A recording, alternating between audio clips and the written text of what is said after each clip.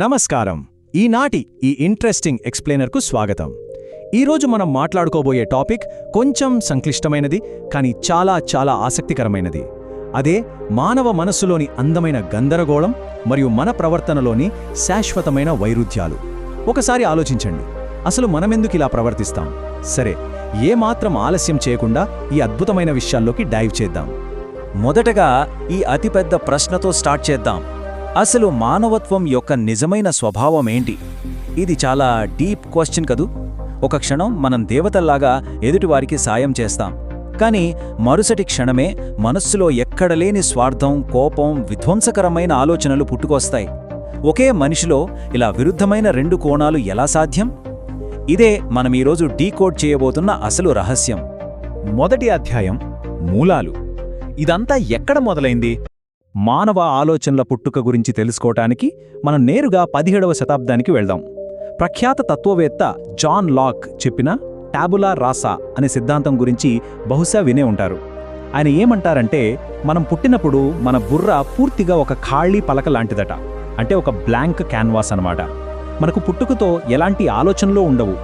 మనం పెరిగే వాతావరణం, మన అనుభవాలు మాత్రమే ఆ పలక మీద మన క్యారెక్టర్ను రాస్తాయని ఆయన వాదన. అయితే మోడర్న్ ఎవల్యూషనరీ సైకాలజీ దీన్ని పూర్తిగా అంగీకరించదు. వాళ్ల వాదన ప్రకారం మనమేమీ పూర్తిగా ఖాళీ పలకలతో పుట్టలేదు. మన డిఎన్ఏ అనేది ఒక పాతకాలపు సాఫ్ట్వేర్ లాంటిది. అది లక్షల ఏళ్ల నుంచి నిరంతరం అప్డేట్ అవుతూనే ఉంది. పురాతన కాలంలో అడవిలో బతకడానికి మనిషికి అవసరమైన భయం, అలర్ట్నెస్ లాంటివి ఆ డిఎన్ఏలోనే ముందే ప్రోగ్రామ్ అయిపోయాయి. సడన్గా ఏదైనా చూసి మనం భయపడ్డామంటే అది ఆ క్షణంలో వచ్చిన కొత్త ఫీలింగ్ కాదు, మన పూర్వీకుల నుంచి మనకు పాస్ అయిన ఇన్బిల్డ్ ప్రోగ్రామ్. మరి ఈ రెండిట్లో ఏది నిజం? దీన్ని సింపుల్గా ఒక వాక్యంలో చెప్పాలంటే, మానవ స్వభావం అనేది మన ప్రకృతి మరియు పెంపకాల మధ్య జరిగే ఒక అందమైన నాట్యం లాంటిది. మన జీవశాస్త్రం అంటే ఆ డిఎన్ఏ మనకొక కాన్వాస్ లాంటిదాన్ని ఇస్తే, మనం పెరిగే ఈ ప్రపంచం దాని మీద అద్భుతమైన జీవితపు రంగులను అద్దుతుంది. మన స్వభావం కేవలం జీవశాస్త్రం కాదు, కేవలం పెంపకమూ కాదు, ఈ రెండింటి అద్భుతమైన కలయిక. ఇక రెండవ అధ్యాయం, నైతిక దిక్సూచి. అసలు మనిషి పుట్టుకతోనే స్వార్థపరుడా లేక సహజంగానే స్వచ్ఛమైనవాడా?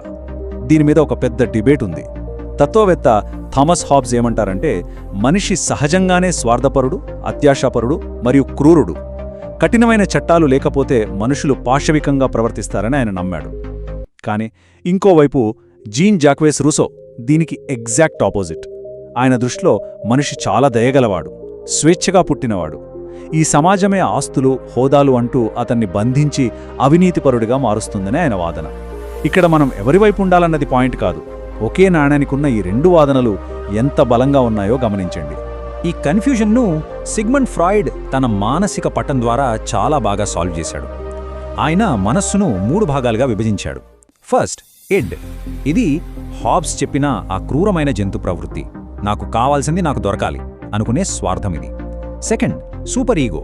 ఇది రూసో చెప్పిన స్వచ్ఛమైన దేవదూత, సమాజం నేర్పిన నైతికత. మరి మూడోదేంటి? అదే ఈగో. ఈ రెండింటినీ బ్యాలెన్స్ చేస్తూ రోజు అదుపులో పెట్టే ఒక మేనేజర్ అన్నమాట. మనం తీసుకునే ప్రతి నిర్ణయం ఈ 3 శక్తుల మధ్య జరిగే పోరాటమే. 3వ అధ్యాయం, మన ప్రేరణలు. మనుషులకు ఎప్పుడూ ఏదో ఒకటి కావాలనే ఆరాటం ఎందుకుంటుంది? ఎంతో కష్టపడి ఒక పెద్ద సక్సెస్ సాధించినా ఆ సంతోషం ఎంతోసేపు నిలవదు. బౌద్ధమతంలో దీన్నే తృష్ణ అంటారు. జర్మన్ తత్వవేత్త ఆర్థర్ షోపెన్హోవర్ దీన్ని ఎలా చూశాడంటే, మన మానవ స్వభావం ఒక లోలకం, అంటే ఒక పెండిలం లాంటిదిట. ఒకవైపు ఏదైనా కావాలనే బాధ, ఇంకోవైపు అది దొరకాక వచ్చే బోర్ లేదా ఖాళీదనం. ఈ రెండింటి మధ్య మనం నిరంతరం ఊగుతూ ఉంటామని ఆయన అన్నాడు. వినడానికి కొంచెం నిరాశగా అనిపించినా ఇది మనల్ని ఆలోచింపజేస్తుంది కదూ. అయితే మనోవిజ్ఞాన శాస్త్రవేత్త అబ్రహాం మాస్లో దీనికి ఒక ప్రాక్టికల్ అండ్ పాజిటివ్ ఆన్సర్ ఇచ్చాడు. మన కోరికలు గుడ్డిగా ఎక్కడ్నుంచో రావు, అవన్నీ అంచెలలాగా ఒక సిస్టమాటిక్ ఆర్డర్లో ఉంటాయట. మొదట సర్వైవల్, తర్వాత సేఫ్టీ, ఆపైన ప్రేమ మరియు అనుబంధాలు, తర్వాత సొసైటీలో రెస్పెక్ట్, లాస్ట్లో ఆత్మసాక్షాత్కారం. నిజానికి మనలో ఉన్న ఈ ఎడతెగని అసంతృప్తి అనేది నెగటివ్ కాదు, అదే మానవజాతి డెవలప్ అవ్వడానికి అసలైన ఫ్యూయల్. ఆది మానవుడు గుహలోనే ఫుల్ సాటిస్ఫై అయిపోతే ఈరోజు మనం ఇక్కడ దాకా వచ్చేవాళ్ళమే కాదు కదా. 4వ అధ్యాయం, సామాజిక వ్యక్తిత్వం. మనం ప్రపంచంతో ఎలా ఇంటరాక్ట్ అవుతామన్నది ఒక పెద్ద పజిల్. ఆఫీస్లో ఒకలా, ఇంట్లో ఒకలా, ఇంటర్నెట్లో పూర్తిగా ఇంకోలా. ఎందుకిలా రకరకాలుగా ఉంటాం? దీని గురించి జీన్ పాల్ సార్త్రే ఒక పవర్ఫుల్ స్టేట్మెంట్ ఇచ్చాడు. నరకం అంటే ఇతర వ్యక్తులే. అంటే పక్కనోళ్ళు రాక్షసులని ఆయన ఉద్దేశం కాదు. ఈ సొసైటీ ఎప్పుడూ మనల్ని ఒక బాక్స్లో ఫిట్ చేయాలని చూస్తుందట. అందరినీ ఇంప్రెస్ చేయడం కోసం, నలుగురు ఏమనుకుంటారో అన్న భయంతో మనం ఒరిజినాలిటీని కోల్పోయి ఒక ఫేక్ లైఫ్ లీడ్ చేస్తాం. దాన్నే ఆయన బ్యాడ్ ఫెయిత్ అన్నాడు. దీన్నే ఇంకా డీప్గా వివరిస్తూ కార్ల్ జుంగ్ పర్సోనా అనే పదాన్ని వాడాడు. పర్సోనా అంటే పాతకాలపు నాటకాల్లో వాడే ఒక ముసుగు. సొసైటీలో గొడవలు లేకుండా స్మూత్గా బతికేయాలంటే ప్రతి ఒక్కరూ ఆ ముసుగు వేసుకోవడం తప్పనిసరి. కానీ ఇక్కడే ఒక చిన్న వార్నింగ్. సొసైటీకి నచ్చని మన కోపాలను, అసహజమైన కోరికలను మనలోని షాడో లేదా చీకటి గదిలోకి తోసేయడం ప్రమాదకరం. మనం వేసుకున్నది కేవలం ముసుగు మాత్రమే అన్న నిజం మర్చిపోతే ఆ అణచివేయబడిన భావోద్వేగాలు ఏదో ఒకరోజు బ్లాస్ట్ అవుతాయి. 5వ అధ్యాయం, జీవిత లక్ష్యం, ద పర్పస్. ఒకవేళ ఈ జీవితమే టెంపరరీ అయినప్పుడు అసలు మనం పడే ఈ ఆరాటానికి అర్థం ఏంటి? గ్రీకు పురాణాల్లో ది మిత్ ఆఫ్ సిసిఫస్ అనే స్టోరీ ఉంది. సిసిఫస్ ఒక పెద్ద బండరాయిని కష్టపడి కొండపైకి మోసుకెళ్తాడు. తీరా పైకి వెళ్ళాక అది మళ్లీ కింద పడిపోతుంది. అతడు దాన్ని మళ్లీ పైకి మోసుకెళ్లాలి.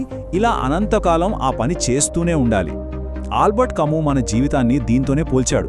మనం రోజు ఉదయం లేవడం, పనులు చేయడం, పడుకోవడం, మళ్లీ సేమ్ సైకిల్. ఈ రొటీన్ లైఫ్ అనేది స్వతహాగా అర్థరహితమైనది అని ఆయన వాదించాడు. కానీ ఇక్కడే మానసిక వైద్యుడు విక్టర్ ఫ్రాంకల్ ఒక ఆశాకిరణం లాంటి ఆన్సర్ ఇచ్చాడు.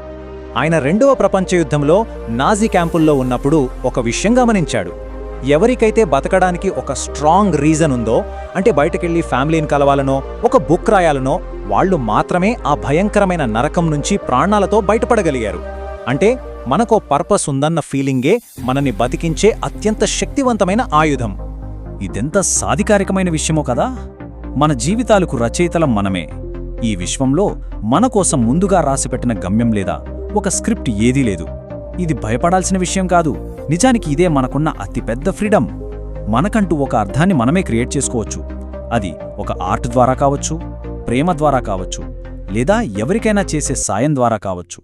సో ఫైనల్గా మనం అర్థం చేసుకోవాల్సిన సారాంశం ఏంటంటే, మానవత్వం అనేది ముందే సాల్వ్ చేసేసిన ఒక పజిల్ కాదు, అదొక ప్రవహించే నది.